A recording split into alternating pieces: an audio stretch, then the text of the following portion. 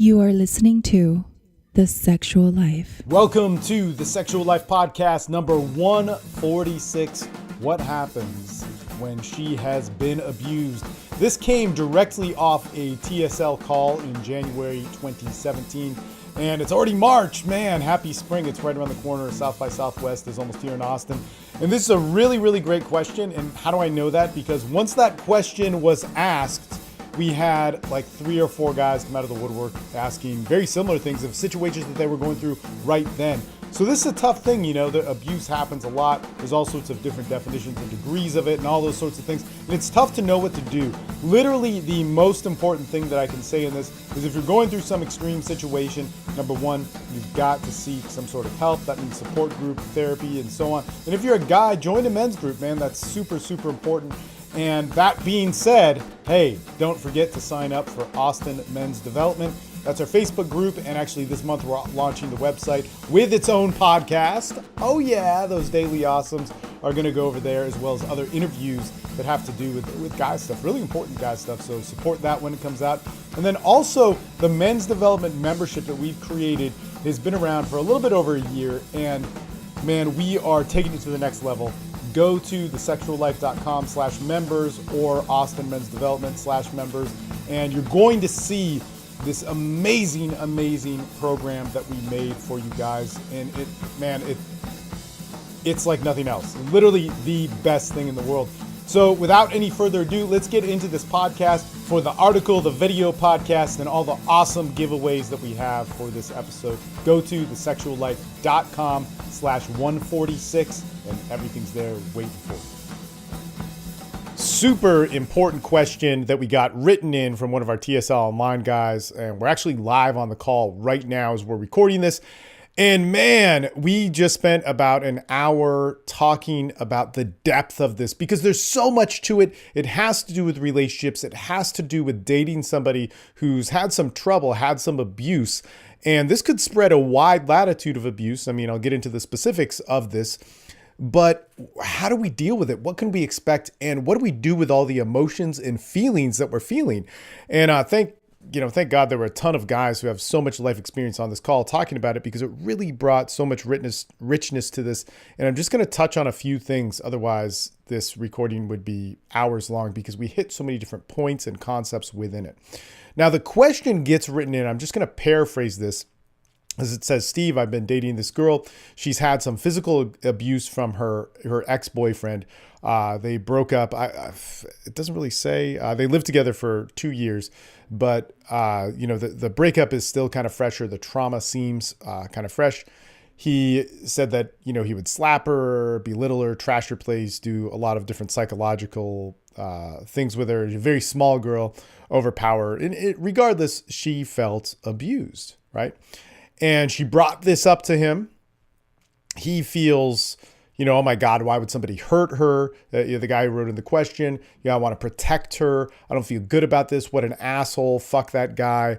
And he also brings up a couple things like, man, the sex is really good. She wants me to do some violent things sexually, but I don't feel comfortable with all of it. Some of it I feel okay with. What do I expect? What are some do's and don'ts to go on with this? And you kind of get the gist of it. All right. Now, a lot of us have been in this situation. Now, here's the thing. I want to bring up something that's going to sound kind of off, but hear me through all of it. All right. And that is this, is that why is somebody telling you this? And why are you having the reactions you're having? So why is somebody sharing this information with you? And why are you feeling what you're feeling? And I think that's some of the most important stuff to look at. Now, you don't need to think about this in the sense that she shouldn't be sharing this, because she totally should. But how is she sharing it? What's the meaning behind it? What is the expectation? What builds in that ecosystem of a relationship that you have because of it? And then what do you feel from it? And the problems that we run into with this, all I feel, me personally, come from that.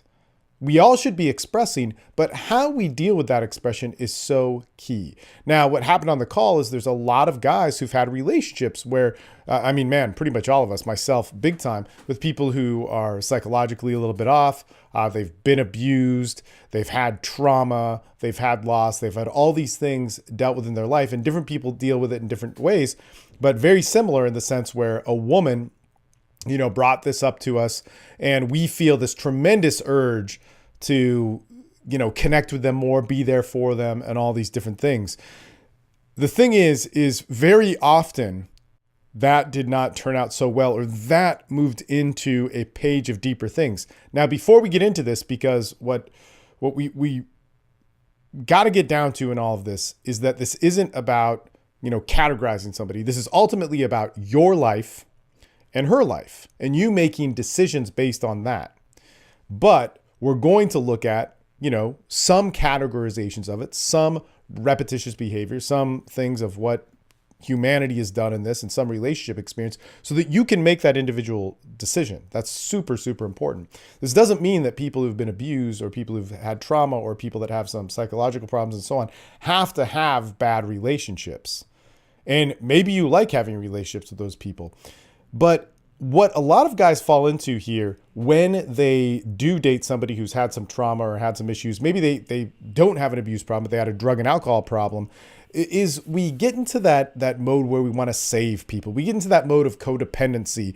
And here's an interesting thing about people that fall into that mode of codependency. They're the same people that when they date somebody, they break up with them and call them psychopaths or sociopaths. Or when you break up with somebody and you did more in the relationship for that person, you're going to research online what was wrong with them. Why? Because you were the responsible one. And then you're going to join some forum online and you're looking through and you go, oh my God, this is behavior. Oh, this is the textbook narcissism and da da da da.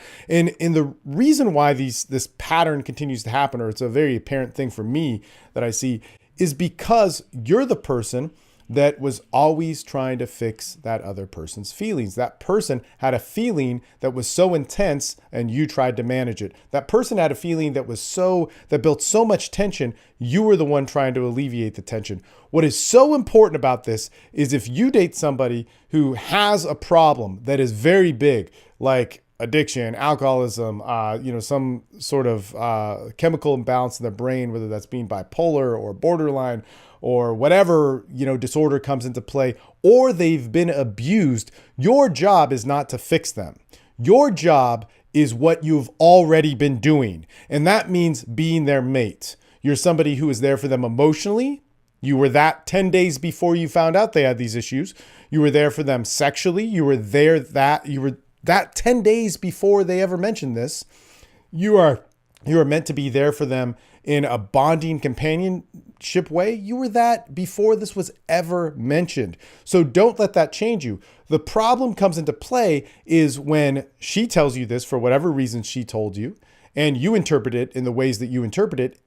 That's where things get weird.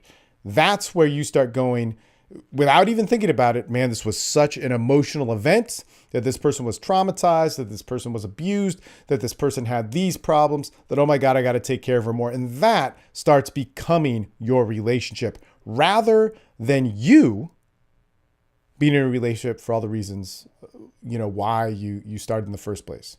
Now, there's been a lot of talk on a lot of different things on the Austin Men's Development Board, as well as the TSL calls about relationships. And it's super important. I mean, man, I last week, I think I got like 8 emails and call questions having to do with relationships where you felt kind of uneasy and unaware in them. And I actually made a podcast about that, podcast 151, but there'll be more to come because it's such a rich issue. But one thing that really got said that was so important, I'm sure we're going to talk about this more just because my ears went up when I heard it, was Jim had actually said, he said, if there was a problem in a relationship, that became a huge problem in a relationship, it was always something that I saw early on first. And we also have to realize that relationships, this is something that Gary said on another call, is that relationships have a shelf life. There's going to be a relationship, or when you start a relationship, of, the first month, especially 4 months, are going to be awesome. And then they kind of change, and you have to let that happen. Now, there are other relationships that go deeper than that, where you do get more committed, and they all have different faces to them. And so we got to be able to talk about that and tell the real story about those things, and not build those expectations of what we have to be. I think the real trap we fall into in relationships is when we go, you know what? I'm going to have a relationship and it's going to be this. Whereas what I mean by this is the sex is going to be good. I'm going to have a relationship and she's going to be hot. I'm going to have a relationship and I'm going to have status. I'm going to have a relationship and I'm going to be cool. I'm going to have a relationship and I'm going to have a family. I'm going to have a relationship because I should be doing something. That's where we really, really dig ourselves in a hole, because we're really having relationships because we enjoy being around this person. And when it stops becoming that, or it never was that to begin with and was something of what I'm supposed to be, like I'm supposed to help her, I'm supposed to save her, I'm supposed to manage all these things, man, we totally, totally suppress our expression. We start being somebody else, and then we feel bad about it, and we start reaching out in all these different ways, trying to re-empower ourselves, when in the first place, we couldn't just be ourselves with the person in front of us. Man, what is the reaction to that? When you can't be yourself to the person directly in front of you, man, that's when you have to start being that internet tough guy, that guy who has a voice, that guy who has some emphatic thing to say, that opinion that has to be put on other people, and you just can't hold who you are in front of somebody else just because you're afraid of what they'll do. Man, that is a huge life skill that not enough people have learned. Hey, thank you guys so much for listening to this podcast. This is a podcast that, I love to do because it spreads the message that, men can be men can be sexual. And we built an amazing community around it, an amazing community, a very established community. I mean, I've been in business for 11 years, but aside from that, we've generated this community since 2009 and even really before then. But since then, it is just had such great experience. If you want to be a part of that, join the Austin Men's Development Group. It's free. And like any free group, there's, some square pegs going in round holes. But there's also our men's development membership, which is paid. And that is really guys who are in the pursuit of personal excellence. There's so much value that we offer to that. And especially what I think is the most important thing is the direct coaching that's involved. So if you're into any of that stuff, check us out at thesexuallife.com/146. And that's where you can also find out more about this podcast and all the different giveaways that we have with it and the article that's written. In any case, thank you so much, and we'll talk to you guys soon.